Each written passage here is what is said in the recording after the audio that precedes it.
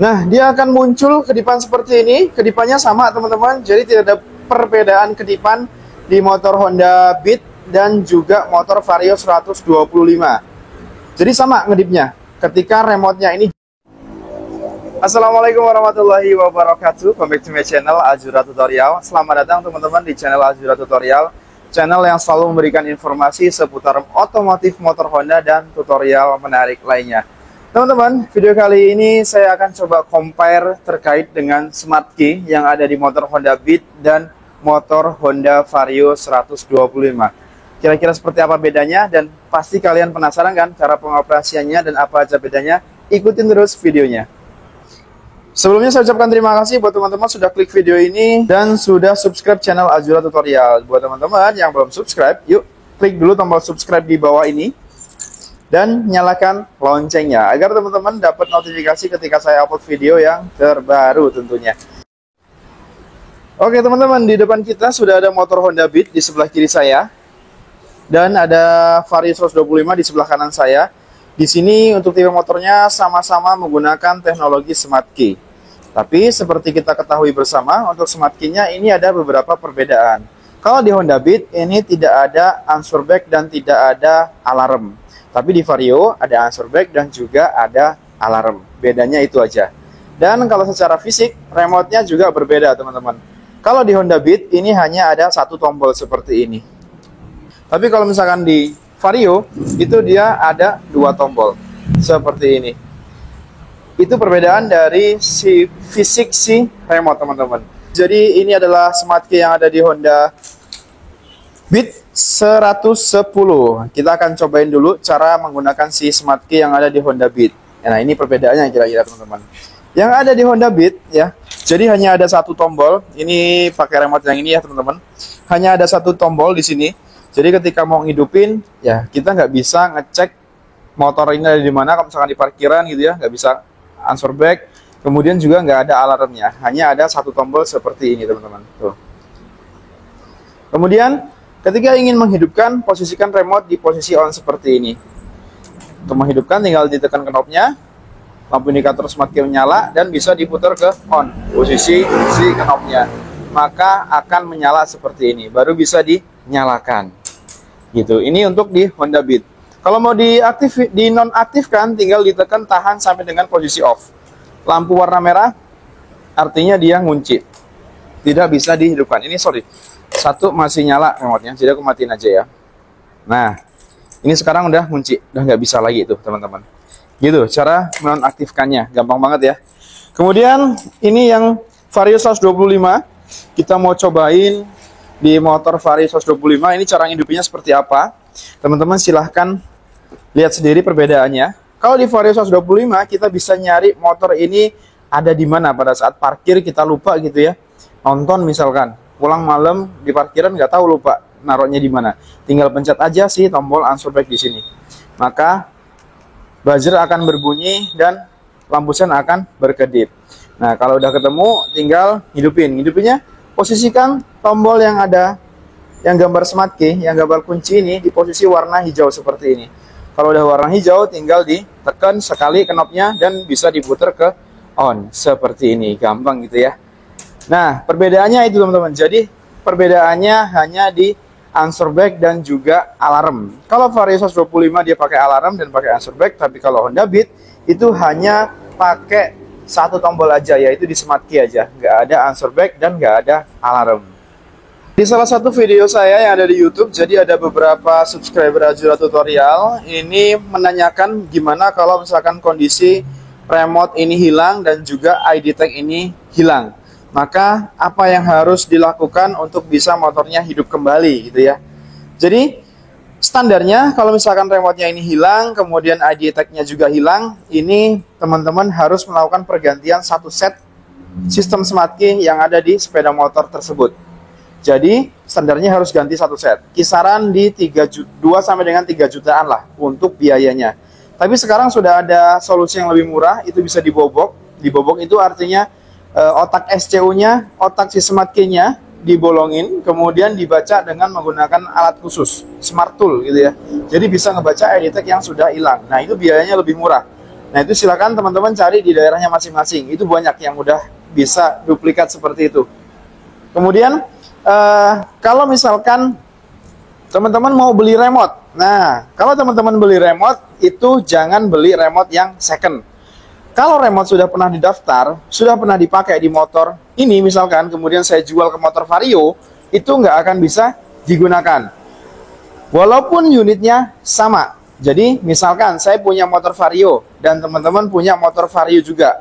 Nah, motor saya hilang, tinggal remote-nya doang. Remote-nya saya jual ke pengguna Vario juga dengan tipe yang sama. Remote saya ini nggak akan bisa digunakan. Karena remote yang sudah terdaftar di sepeda motor itu tidak bisa digunakan lagi untuk sepeda motor lainnya. Jadi udah nggak bisa lagi teman-teman ya. Jangan pernah beli remote second. Belilah remote yang baru kemudian nanti bisa didaftarkan. Seperti itu. Nah, ada juga yang bertanya gimana kalau misalkan kita mau beli remote tapi diminta untuk dikirim SCU-nya. Nah, kalau misalkan kita nggak kenal, itu jangan mau teman-teman. Kenapa? Karena SCU itu kalau misalkan dikirim, itu bisa dibaca ID tag-nya sama orang tersebut, dan kita nggak kenal, itu resikonya motor kita bisa dihidupin dengan orang tersebut yang bisa ngebaca ID tag kita. Jadi hati-hati pada saat ngirim SCU dengan orang yang tidak kita kenal. Baiknya langsung kita bawa aja ke tempat cloning tools gitu ya. Bisa langsung kita tungguin. Jadi yang dilakukan si pedagang atau penduplikat kunci, kita tahu kondisinya. Nah, sekarang saya mau uji coba. Jadi gimana kalau misalkan remote ini ketika kita mengendarai ternyata jatuh dan lebih dari jaraknya 2 meter dari sepeda motor. Yang terjadi kira-kira seperti apa di sepeda motor Honda Vario dan di sepeda motor Honda Beat. Kita coba yang Beat terlebih dahulu ya teman-teman. Yang pertama kita hidupkan mesinnya. Remote posisikan on. Remote posisikan on. Ini di-on-kan dulu, tekan dan tahan sampai dengan warna hijau. Kemudian tekan dan kita hidupkan. Nah, ini hidup motornya, kemudian kita bawa jalan dan remote akan saya coba taruh di sana lebih dari 2 meter. Taruh di sini teman-teman. Kita lihat kira-kira apa yang terjadi di motor Honda Beat itu. Nah, kita lihat. Ini kurang lebih akan muncul sinyalnya sekitar 60 detik kalau nggak salah. Kita lihat saja. Jadi ini ilustrasinya adalah kondisinya remote-nya jatuh. Kemudian kita jalan aja. Kita jalan aja kondisinya. Nanti si indikator smart key akan memberikan informasi bahwa koneksi remote ini sudah jauh dari kita. Artinya sudah jatuh gitu ya. Dan ini harus kita pahami sebagai pengendara yang menggunakan fitur smart key. Kita tungguin aja.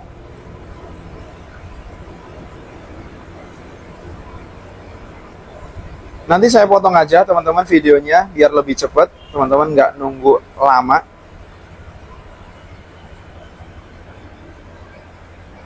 Kurang lebih sekitar 1 menit dari remote tadi diposisikan lebih dari 2 meter.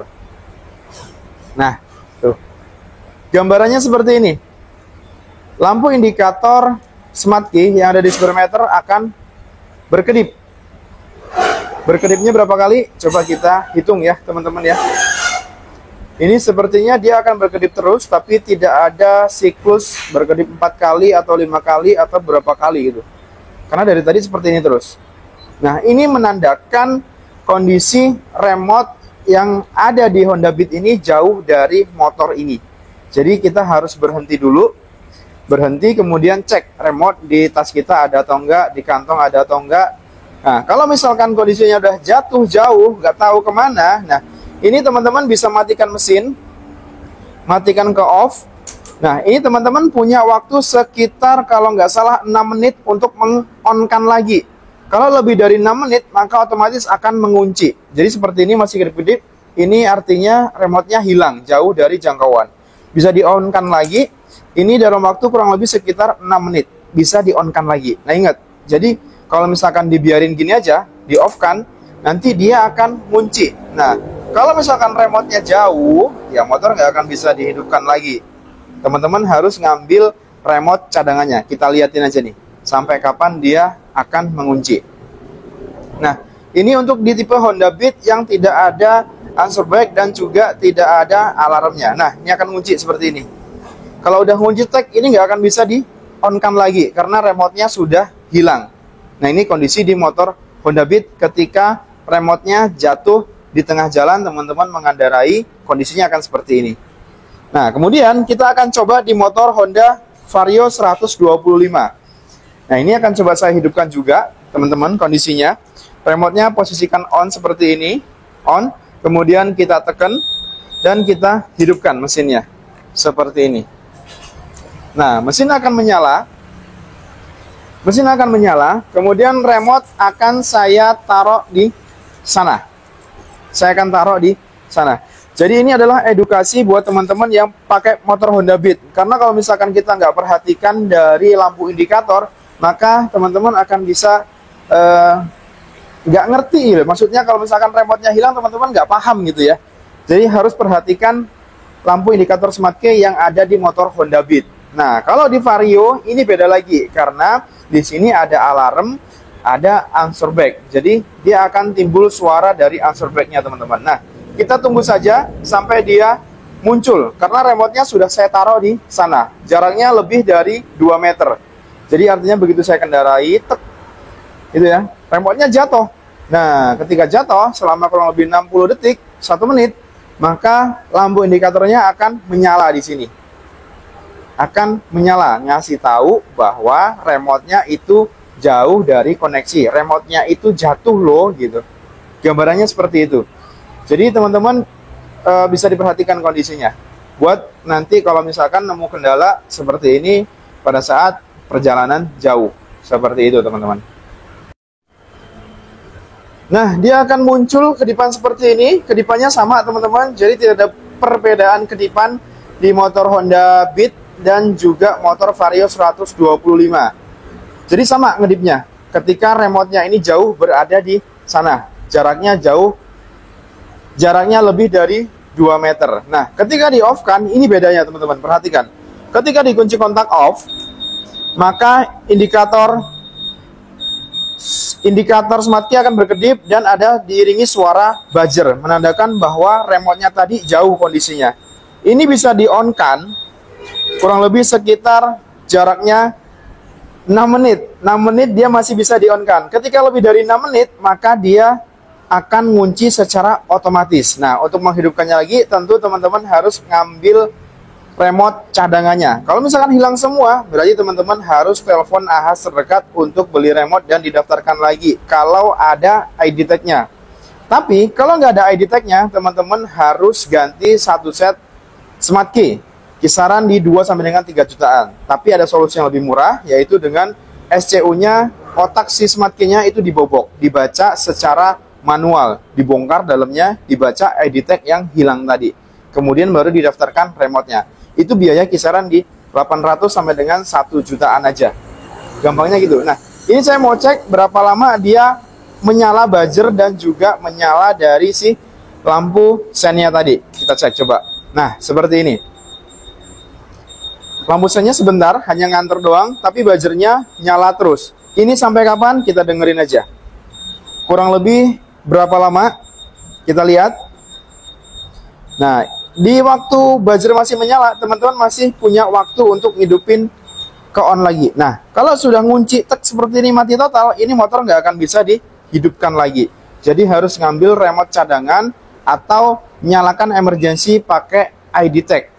Makanya teman-teman, saya ingatkan lagi buat teman-teman pengguna Smart Key, silahkan catat Honda ID tag-nya atau ID tag Smart Key-nya di nomor handphone kalian. Jadi disimpan di handphone, nanti akan berguna sewaktu-waktu kondisinya darurat seperti ini. Jadi bisa ngelihat langsung dihidupkan secara darurat. Nih, caranya gini, tinggal ditekan, kemudian ditahan kurang lebih 4 detik. Nah, lampu indikator menyala, kemudian tinggal dimasukkan si ID tag tadi, ada 9 digit.